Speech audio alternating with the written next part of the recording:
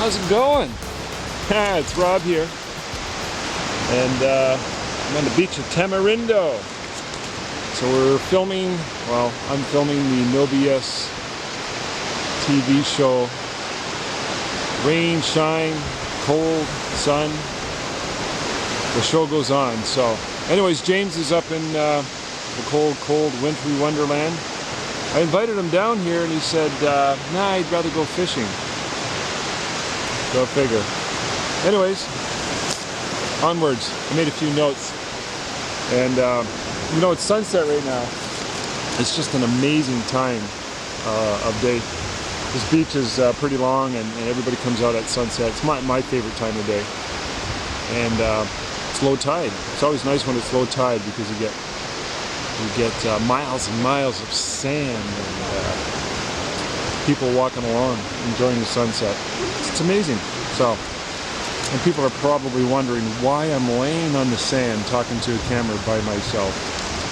Whatever. So let me just tell you what I want to talk about. I made a few notes earlier while I was reading on the beach. I got an email about the Seconic light meter. Somebody wanted me to cover it. And I will next week when I'm back home. And their question was, they had a lot of troubles trying to figure out how to use this darn thing. And I bought that same model last year. And I too had a hard time. Man, it's complicated. And I bought the module that fires the Alien Beat or the Pocket Wizards. There's an extra unit you can buy, so that just complicated things. We'll talk about that later. So I just want to let you know I'm on it.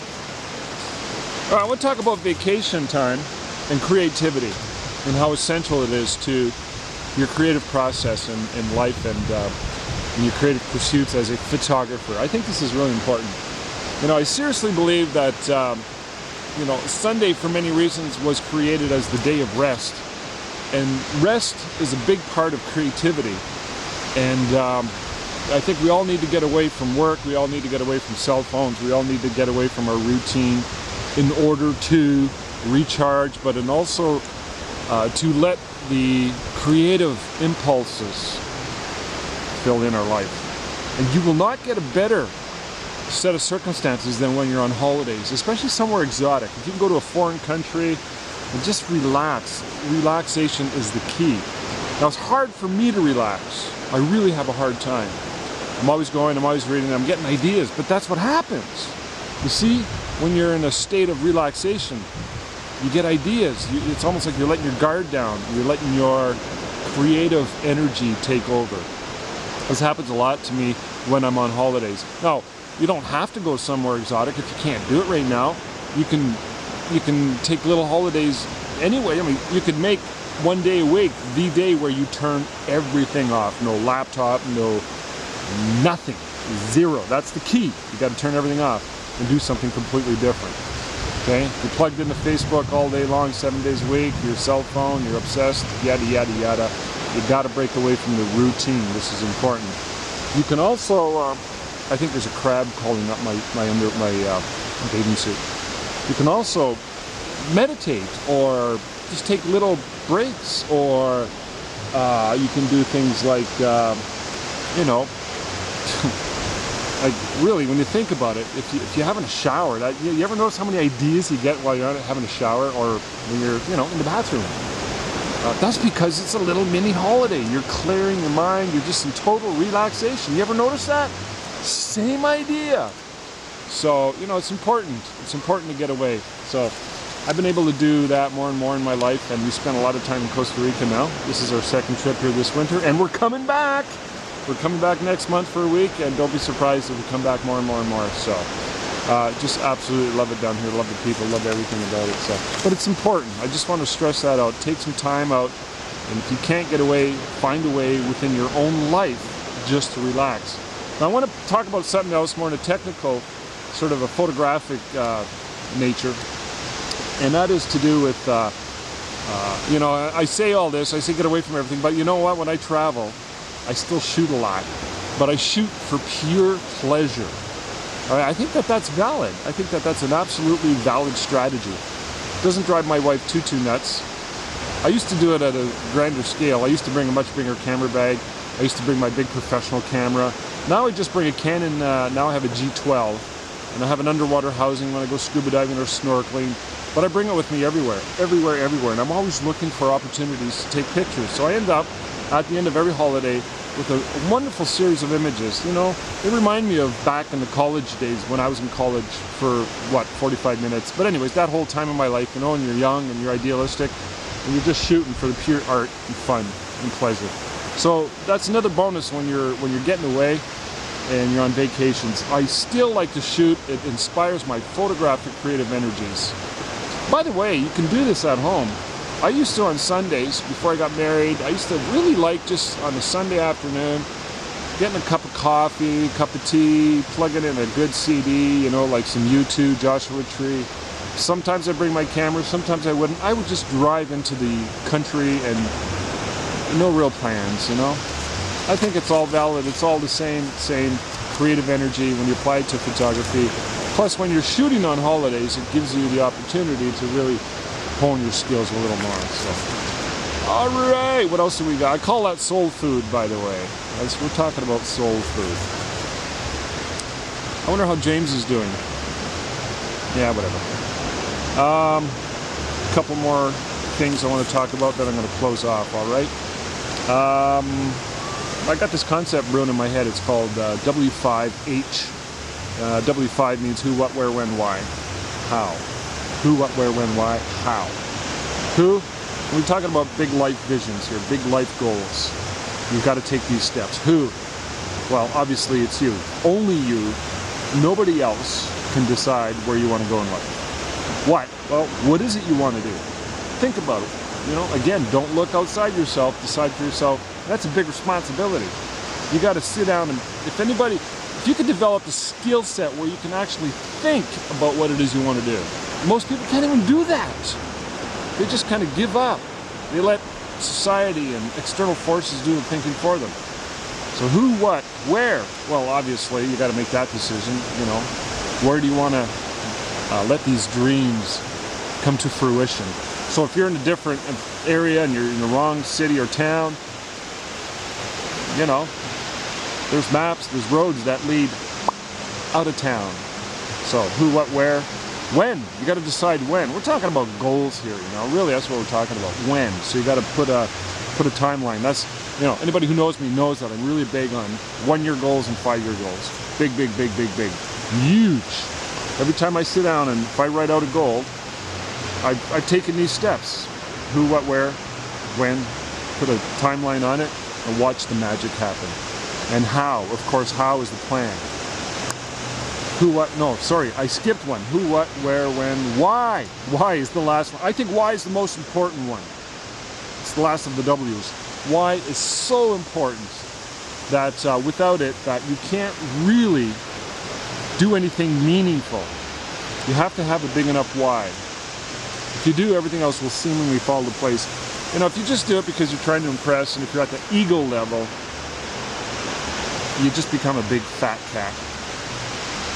You don't want to do that. So you got to have some philosophy. You got to have some depth to it. The sun is dropping. Check it out. Now you can start to see it. It's there. All right. Finally, how? How? Did I talk about how? Yeah, that's your plan. Okay. All right. One last thing I want to talk about. It's called Devil in the Details. I've written articles before that I've called The Devil is in the Details, but I was making reference to wedding portraits and detail shots. So there's a play on word to do with that. What I'm talking about now, when I'm talking about Devil is in the Details, I'm talking about marketing. See, we went to a new restaurant last night. Well, it's actually not a new restaurant. It's a restaurant that's got new owners. And I met the guy a few days prior. That's how come I knew. One thing I like about traveling, by the way, again, and this again, I think ties into the creativity thing, is the people you meet. Amazing, amazing. And I just love meeting people. I just talk to them like as if it's an everyday occurrence, and people are so wonderfully open. So anyways, this one restaurant, new owners, 6 weeks ago the guy took it over. And the guy is not a restaurateur. The guy is a retired construction. He had a construction company. He's a builder. All right, that's fine and dandy. And he's a little rough around the edges. That's okay. He's a bit of a cowboy. Doesn't mean he doesn't know how to run a restaurant. I think if you have enough business savvy and marketing, anybody can do it. So anyways, went to his restaurant last night, and my Tina said he's going to be gone in a year, 2 years max. And I'm like, well, whatever. Yeah, probably. Because, unless he's working in a vacuum where tourists constantly come and they don't know any better. But even yet, I agreed with her. And we talked about it, and I had mentioned, we were out with another couple, I had mentioned that the devil is in the details and that he was missing the mark.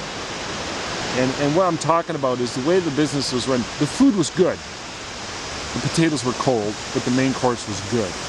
That's not good enough.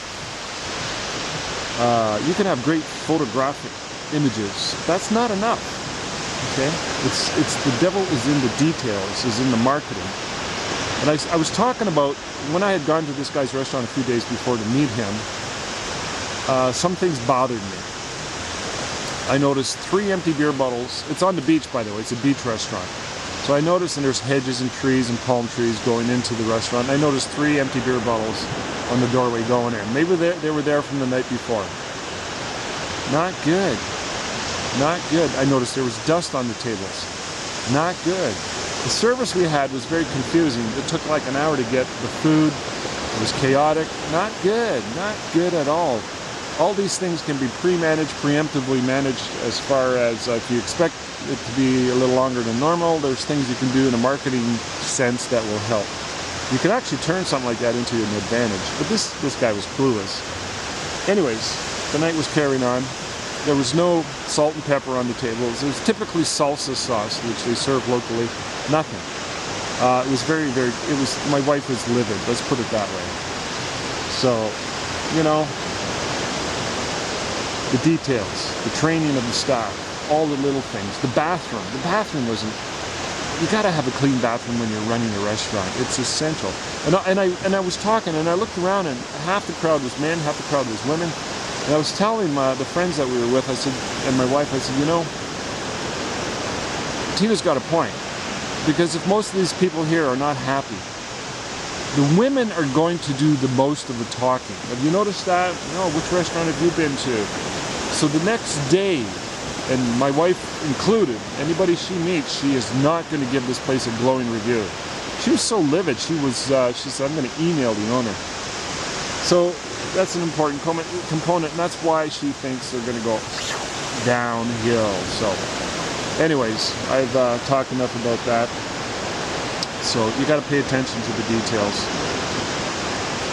in business, in your own studio. What's the first impression people get when they go in there? Smells, sights, sounds, all the details.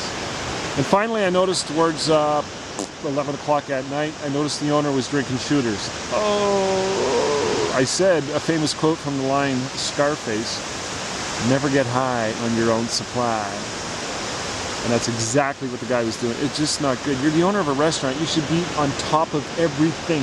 Restaurant's hard business to run. It takes a lot of dedication and time. So, all right, I'm done. I hope I've given you some useful information. And before it gets too dark, I'm going for a dip. All right, we'll see you.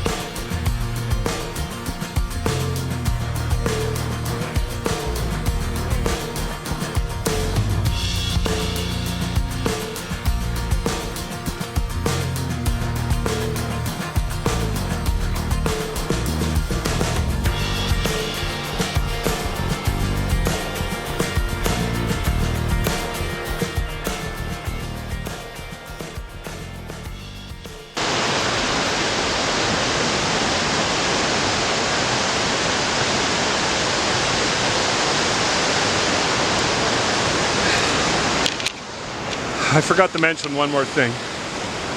I took yoga first time ever while I was down here. Today we had our second class. We bought 3 classes each, and tomorrow's my last class. Man, talk about challenging. So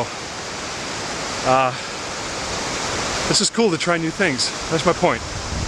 You know, I've always wanted to try yoga, and I'm telling you, I'm being pushed. I'm being pushed. It's not easy as it looks. All right, I'm out of here.